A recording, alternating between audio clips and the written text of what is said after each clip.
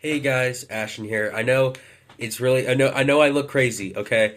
After WrestleMania 41 night 1, I took a shower, had to think about what I was going to talk about, but we are back, or I am back. And let's talk about WrestleMania night 1 Saturday, reviewing my predictions. So in my predictions, we're just going to go by match order, by the way. So first off, in the opener, it started with Jey Uso versus Gunther, which I did mention, which I believed, or which I knew was going to be the opener. Um, and I said Jey Uso is going to defeat Gunther. I don't remember if I said it in there, but I said something like, I think Jay's gonna win because it would be kind of weird for the opening match of WrestleMania to just kind of end with Gunther winning and there being a ton of boos and just kind of be like, oh, okay. Like it was different when Damien did it because it was a Money in the Bank cash in.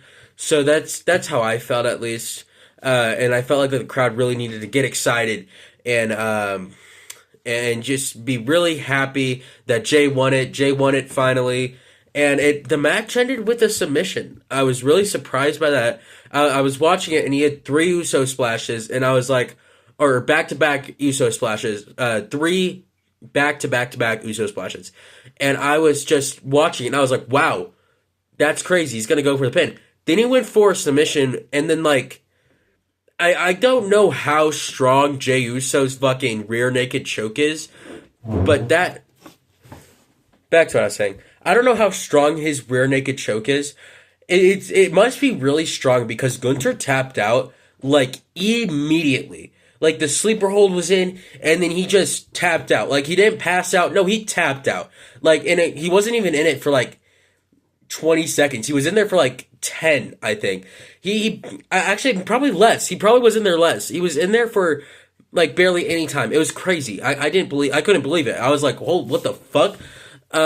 Great way to start off the show. I don't really like the fact that he tapped out though. I didn't really like that, but you know, it is what it is. Jey Uso won at the end of the day. It's cool. Next up, we had New Day versus War Raiders. And in my prediction, I predicted that the New Day were going to defeat the War Raiders. And then when like I think it was during the entrances for the New Day, or sorry, no, it was during the promo package for the New Day, for the match. I thought to myself, holy shit, what if Big E fucking costs them the titles? Thank God that didn't happen. Thank fucking God that didn't happen. But New Day did pull it off. New Day did win. I'm a big fan of the New Day, so I'm really glad they did win it. And I was like screaming and shouting. I was like, hell yeah! And but I do want to mention the fact that I do not think that this match should have been on WrestleMania. Or sorry, I don't think that this match should have been placed on WrestleMania before the TLC match that's going to happen next week for SmackDown. I do think that that would have been a better match. But, you know, I do think that this was still a good match to go on the card either way. I just prefer the other one more than this one. Either way, thank God for the New Day. And yeah, number 3, we have Naomi versus Jade Cargill. I guessed that Naomi was going to win this match. The match was it was pretty good. I remember seeing people say something like that the feud was really good, but they were really scared that the match wasn't going to deliver. I thought that the match was going to be. I thought the match was going to deliver. I thought the match was going to be good. The match was really good. I really did enjoy it. And you know, I thought that they were going to start off Naomi's fucking heel run really strong by making her defeat Jade Cargill, but didn't happen at the end of the day, which I was kind of upset about, but it is what it is. I guess it is what it is. Next up, we had Jacob Fatu versus LA Knight, which I guessed or predicted that Jacob Fatu was going to win the match. I predicted that Jacob Fatu was going to win the match and defeat LA Knight, and you know, it was a pretty good match. Didn't really think much of it. It kind of just flew by for me because you know I already knew that Jacob was gonna win. There was no chance in hell that he wasn't gonna win. And the moment he hit like the moonsault back to back, he hit two moonsaults back to back on LA Knight. I was like, okay, that's it. Although I did incorrectly guess that the match was going to be a squash match. I guessed that, or I predicted that the match was going to be a squash match, where LA Knight just gets his ass handed to him. It was actually a pretty even match, pretty good. Next up, we have Rey Fenix versus El Grande Americano. So during the pre-show, they announced that Rey Mysterio got injured during SmackDown. So Rey Fenix took his place, and the promo package beforehand showed like it was so funny because it showed like it was going through like what was happening between like the Rey Mysterio and then El Grande feud. Excuse me. And then it showed Rey Mysterio. He said like even if it's against an icon, and it shows like Rey Mysterio showing up at like WrestleMania or something. And I was like, holy shit, that's like I didn't think that it was a work, but if you believed it was a work, you definitely knew that it wasn't a work at that point.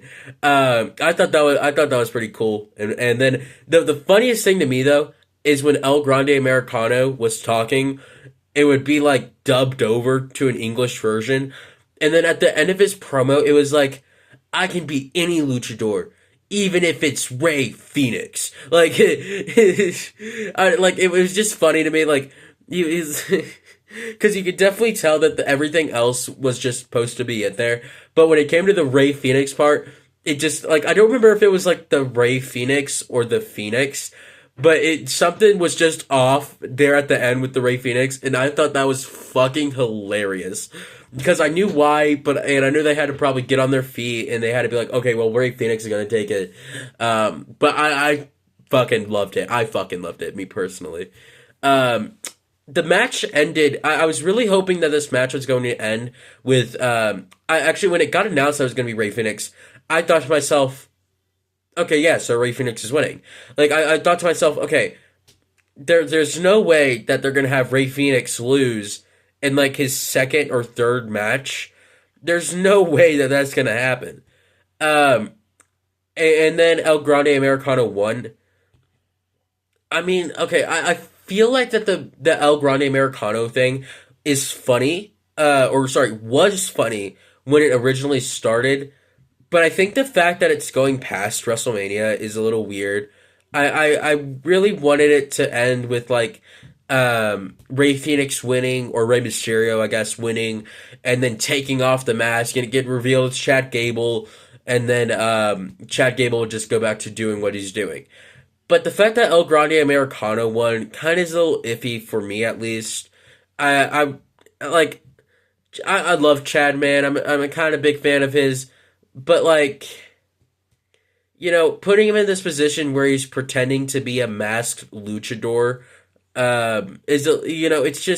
it's funny, but it can only be funny for so long. And the fact that it's been going on for, like, a month now, I think it's ran its course, and I felt like WrestleMania was the big final payoff that it needed. So the fact that he won, it's, for me at least, kind of just annoying, and I really wish that didn't happen. And that that's just what I think, at least, but it is what it is. Next up, we have the semi-main event, Tiffany Stratton versus Charlotte Flair. Now, this is a match where I actually did not believe my predictions. There's actually some predictions in here where I chose my emotions over my actual predictions. My actual prediction was that Charlotte Flair was going to win. And going into it, when Charlotte Flair was making her entrance, which, by the way, champions make their entrance second. I'll die on that hill. Champions make their entrance second, unless the champion is issuing an open challenge, or the champion is waiting for their opponent to come down the ring because they don't know who they are yet. That is the only exceptions, to me at least. I don't remember. I can't think of another one. Maybe Elimination Chamber match. But, like, those are the only fucking exceptions. So the fact that, like, also Royal Rumble match as well. But either way, back to what I was saying, those are the only fucking exceptions, okay? And they had Charlotte Flair come out second and Tiffany Stratton come out first, which I thought was just weird. especially because Tiffany Stratton's entrance was better. Charlotte Flair came out in a car and then just walked down the ramp. Tiffany Stratton had this entire thing where there's like Mattel Barbie figures, and then or not figures, but like Mattel Barbie like boxes, and then she was in one, and I thought that was fucking amazing. I don't get why they did that, but they did do it. Either way, I was really scared that Charlotte Flair was going to win. I'm not a big fan of Charlotte. I said that in my last or my second to last video. I'm not a big fan of Charlotte, so the fact that Charlotte Flair was there, and I was really terrified she was going to win. But luckily, Tiffany did pull off the victory in this one. Tiffany did. She was able to hit the prettiest moonsault and get the victory on Charlotte Flair. I was really excited about that. Now time for the main event: CM Punk versus Roman Reigns versus Seth Rollins. I predicted that CM Punk was going to win, and this was another one where I got my emotions ahead of me. I thought to myself, Seth Rollins is 100% fucking winning this shit, but who knows? Maybe CM Punk can do this. And even when the matches was, like, when they were making their entrance, I thought to myself, holy shit, Seth Rollins is winning. But then they showed, like, CM Punk had a really great fucking entrance, where I thought to myself, CM Punk is probably winning this. Holy shit. Like, I don't know if I said it, I don't think I did in my video, but, I did not believe at all Roman Reigns is going to win this. Roman Reigns, to me at least, was not winning this. 1,000% Roman Reigns is not winning this. And, like, it just wouldn't make no sense to me. Like, Roman Reigns was kind of the middle guy. I know y'all are thinking, like, Seth Rollins is the middle guy, and that it's just Punk versus Roman. But for me, at least, I felt like it was just Punk versus Seth. But, oh my god, sorry. It is what it is.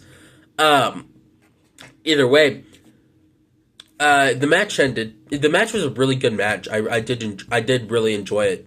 But you know, fucking the match ended with Paul Heyman.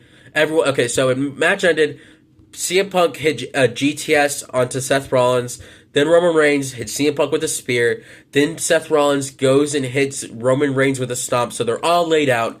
And then Paul Heyman grabs a steel chair and then is deciding who to give the chair to. And then CM Punk is like, give it to me. And then Roman is like, give it to fucking me. And then CM Punk looks at Roman Reigns. He shakes his head. And then he gives it to CM Punk. And I was fucking excited. Up until Paul Heyman entered the ring. The moment Paul Heyman entered the ring, I was terrified. Like, I was fucking scared. You know, I was scared he's gonna do something. There's no reason why he should be in the middle of the fucking ring right now. And then right as, like, CM Punk has a chair in his hand, he's about to hit him with it. Paul Heyman low blows CM Punk. He's down on the ground now. And then Roman Reigns... then he gets the chair, and he's like, here you go, my tribal chief. Gives Roman the chair, and it's just like this, I love you, Roman. I am your wise man. I love you for the rest of my life. And then, Roman Reigns is like, yeah, damn straight. And he's like, Roman, look, Seth is right there. You could finish the job. Finish it. He went to go hit him with the chair. Went to go hit Seth with a chair. Only for Paul to low blow him. And then Seth Rollins is there. He knows that Paul's on his side, and he's asking for the chair now. He grabs the chair, and then he hits Roman in the back with the chair. Absolute cinema.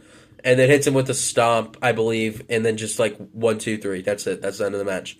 I thought the match itself was pretty good. The winner, I'm not surprised of. I actually did think that this was going to happen. Like the moment Seth did the promo with Paul about the favor thing, I knew that Seth and Paul were going to most likely team up. So I was trying to prepare myself for it. But when it happened, it just I remember thinking to myself, okay, if this is what happens, I'm gonna be totally fine with it. I'm not. I try to, but I can't get into it. I'm going to try to, but I just can't. I probably will get into it, like, weeks, maybe even the next week, maybe Monday. But I don't know. Just so far how it's looking, it doesn't appeal to me. Like, I get, like, why they did it. They wanted a shock factor. Paul Heyman betrayed both of them. Paul Heyman's a fucking snake. But it's just kind of weird to throw all that away in the 5 years of Roman Reigns. Like CM Punk, I guess makes sense, but the 5 years of Roman Reigns, Paul Heyman made Roman Reigns to what he is now. So the fact that Roman Reigns got betrayed is just kind of, I mean, I don't like it. I just don't. I just don't like it. Um, and especially for Seth, I don't think that Seth needs a manager. I think Seth's good on his own. I think Seth is a phenomenal talent, and I don't think Seth needs Paul Heyman, or Paul needs Seth. I don't think that, and I don't think any of the men really need Paul Heyman. But it just seems right to have Roman Reigns with Paul Heyman instead of Seth Rollins. You know, and it's just I really wish that that didn't happen. I get it. They had to make Paul because Paul was like the biggest thing in this match. So like I know that they had to do it, but like I just kind of wish that that wasn't the case.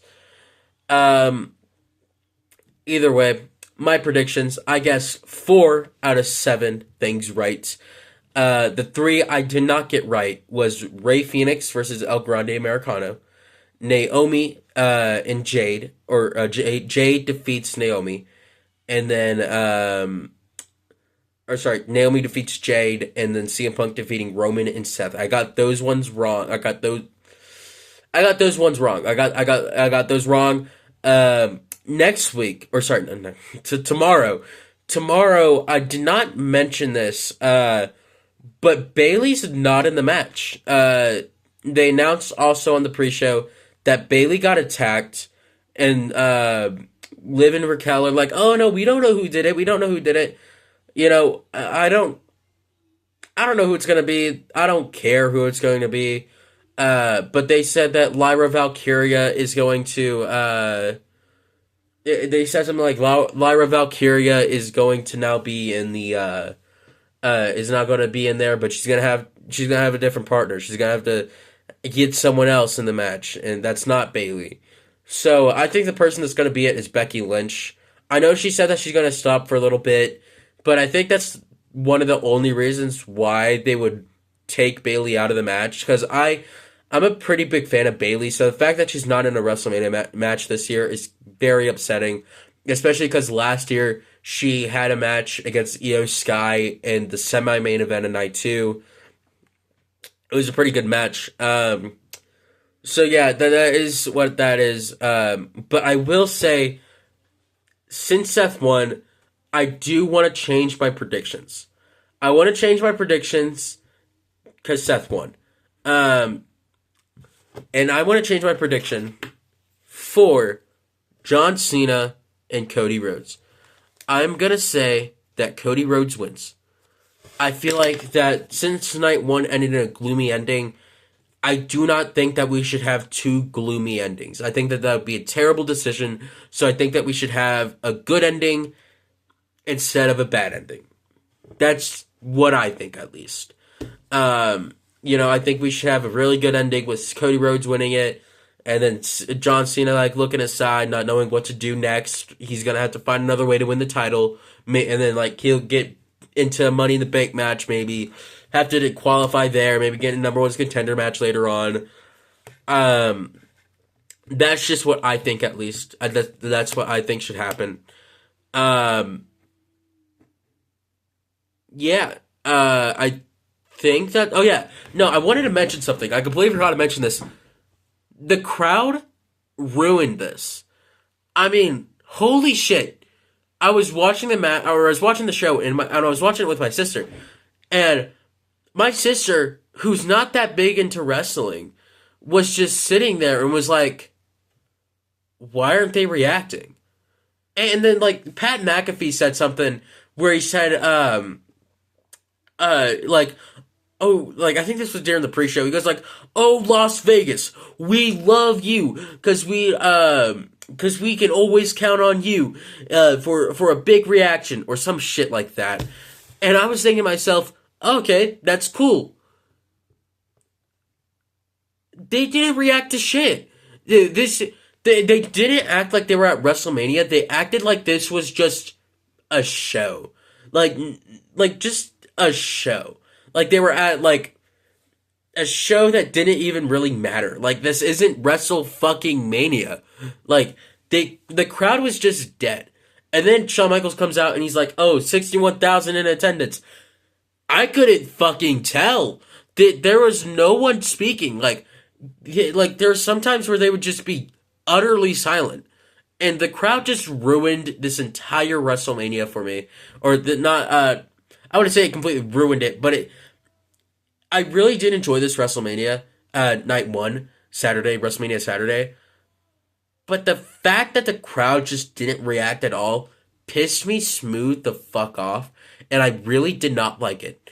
So that's what I think, at least. Fuck that crowd. We're gonna have them tomorrow, though. I have to hope tomorrow they're fucking better. I have to hope tomorrow they're better, cause shit, man, fuck, like, god damn it. Yeah. That's just what I gotta say. Thank you all for watching this video. I'll see y'all guys next time. And bye.